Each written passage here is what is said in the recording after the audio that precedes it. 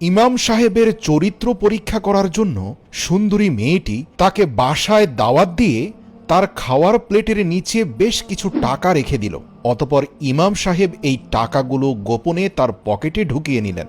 এই ঘটনাটির চূড়ান্ত পরিণতি জানলে আপনি আশ্চর্য হয়ে যাবেন। প্রিয় দর্শক, বিনীত অনুরোধ করছি শিক্ষণীয় এই ঘটনাটি শেষ পর্যন্ত দেখুন।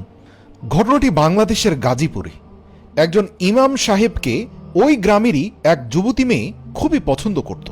সে বিভিন্নভাবে ইমাম সাহেবের সামনে গিয়ে উপস্থিত হতো খোলা চেহারায়, কিন্তু ইমাম সাহেব কখনোই সেই নারীর দিকে দৃষ্টি দিয়ে তাকাতেন না। তিনি অত্যন্ত ফরেজগার একজন মানুষ ছিলেন। এই ইমাম খুব ভালো মানের একজন হাফেজ হওয়ার সঙ্গে সঙ্গে খুব সুন্দর সুরের কোরআন তেলাওয়াত করতে পারতেন।